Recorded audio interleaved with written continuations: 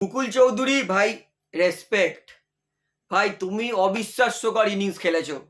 আর কে হারের বিরুদ্ধে এই পারফরমেন্স ভাই সারা জীবন মনে রাখবো। আর জেতা ম্যাচ কি করে হারতে হয় এটা কে হারের থেকে বেশি আর কেউ জানে না ভাই। বিশ্বাস করতে পারছি না ঘরের মাঠে এরকম ভাবে লজ্জাজনক কে হারে। কে হার ছাড়া আর কেউ হারতেই পারে না ভাই। ডিসগাস্টিং পারফরমেন্স কে আর এর তরফ থেকে।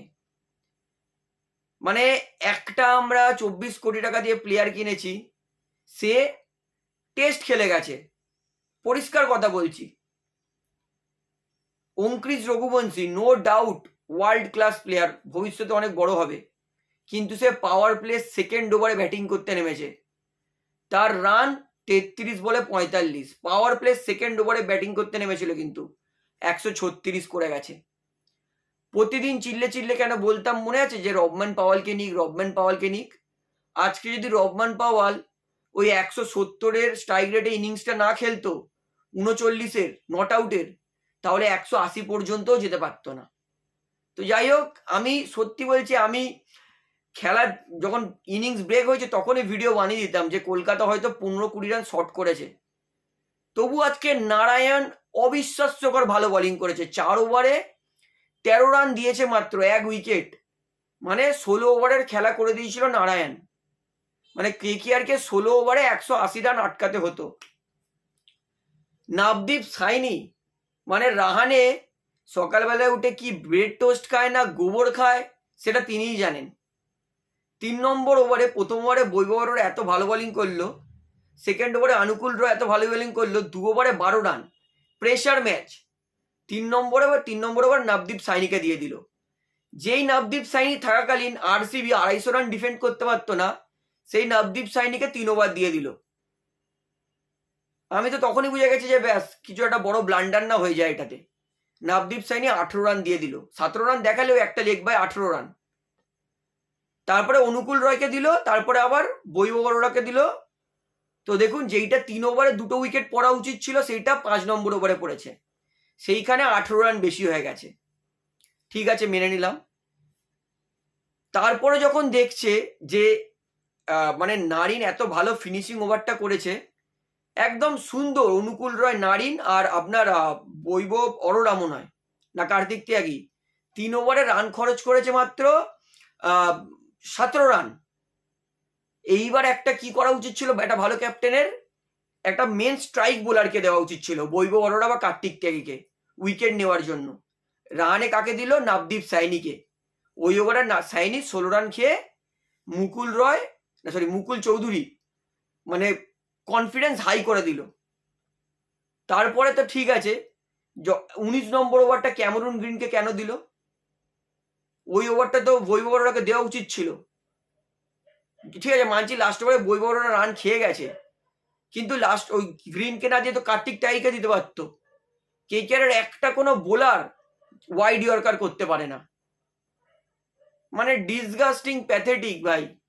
ঘরের মাঠে কেকেআর এরকম জেতা ম্যাচ হেরে যাচ্ছে, মানে এটাও নিজের চোখে দেখতে হচ্ছে। সরি, কেকেআর নয়, কেকেআর। ভাই কেকেআর ফ্যান বলছি না ভাই, গায়ে লাগে। এরকম জেতা ম্যাচ ভাই একতরফা হারলেও গায়ে লাগতো না। এরকম একটা জেতা ম্যাচ স্বপ্ন দেখছি যে ঠিক আছে প্রথম ম্যাচ কেকেআর হয়তো জিতবে, তারপরে সাডেনলি মনে হয়ে গেল, বাবা বলছে যে এটা কিন্তু এখনো কেকেআর, এখনো ম্যাচ জিতে দিতে পারে, সরি মানে ম্যাচ হেরে যেতে পারে।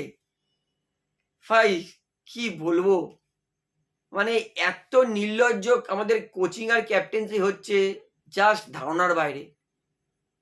নবদীপ সাইনি যে থাকাকালীন আরসিবি কোনোদিন জিততে পারতো না, তাকে নিয়ে খেলিয়ে দিল। সৌরভ দুবে তাহলে কি করছে বসে? সৌরভ দুবে তো প্র্যাকটিস ম্যাচেও ভালো বোলিং করেছে। তো এরকম ভাবে হবে না। প্রথমত কেকেআর এর টেস্ট প্লেয়ার ভর্তি টিমে, পাওয়ার প্লেতে কেকেআর, যেখানে অন্যান্য টিম পাওয়ার প্লেতে 90 রান 80 রান করে, সেখানে কেকেআর পাওয়ার প্লেতে একটা উইকেট পড়েছে, রান করেছে মাত্র কত 50 রান। আর লাস্টে ম্যাচ ডিফেন্ডই করতে পারলো না। একটা কেউ ভালো ওয়াইড ইয়র্কার মারতে পারে না, কেউ প্রপার ইয়র্কার করতে পারে না, সব খালি বাউন্সার আর স্লোয়ার মারছে। Disgusting performance man, disgusting performance. আর আম্পায়ার তো বলবো কানা আম্পায়ার, প্রথম বলে 6টা দিল না, সরি যেটা ফিনালের 6টা আউট দিয়ে দিল। তো ডিসগাস্টিং আম্পায়ারিং, ডিসগাস্টিং কেকেআরের পারফরমেন্স, কেকেআরের ক্যাপ্টেন্সি, বোলিং এক্সিকিউশন। এর পরের সিজনে প্রথমত আমাদের অভিষেক নায়ার যেরকম জুনিয়রদের প্র্যাকটিস করাতো, ওই জুনিয়রদেরই প্র্যাকটিস করাক, কোচ চেঞ্জ করুক, ক্যাপ্টেন চেঞ্জ করুক, কোচিং ডিপার্টমেন্ট চেঞ্জ করুক। যুবরাজ সিং, ইওয়ান মর্গানের মতো ভালো ভালো চ্যাম্পিয়ন প্লেয়াররা বসে আছে যারা কোচিং করাবে, ক্যাপ্টেন্সি সরি মেন্টরশিপ করাবে, তাদেরকে নিয়ে আসুক। মানে এরকম জঘন্য পারফরমেন্স, আমি বিশ্বাস করবেন আজকে ইডেনের টিকিট আমি নিইনি। আমি জানি কেকেআর জিততে পারবে না, সিরিয়াসলি বলছি। আমি ভালো একসময় মনে হচ্ছিল যে খেলাটা দেখতে গেলে ভালো হতো যদি কেকেআর জিতে যায়, যখন নারিন নিজের লাস্ট ওভারটা করলো, যে ওভারটা স্বামীকে আউট করলো লাস্ট বলে, তখন মনে হচ্ছিল যে টিকিটটা নিলে ভালো হতো হয়তো যদি কেকেআর জিতে যায়। কারণ আজ পর্যন্ত আমি ইডেনে খেলা দেখতে গেছি, কোনোদিন কেকেআর হারিনি। 9 করে 9 থেকে 10টা ম্যাচ দেখতে গেছি, কোনোদিন হারিনি কেকেআর। তাই জন্য আমি চাইও না আমার এই কলঙ্কটা লাগুক যে আমি খেলা দেখতে গেছি আর কেকেআর হেরেছে। দেখুন আমি যাইনি, কেকেআর হেরে গেল, ভালো করেছে যাইনি ভাই। ডিসগাস্টিং পারফরমেন্স কেকেআরের, ডিসগাস্টিং। এর পরের ম্যাচ যদি কেকেআরকে জিততে হয়, কেকেআরকে ওপেনিং এ সুনীল নারিনকে নামাক, তার সঙ্গে ফিনালেনকে নামাক।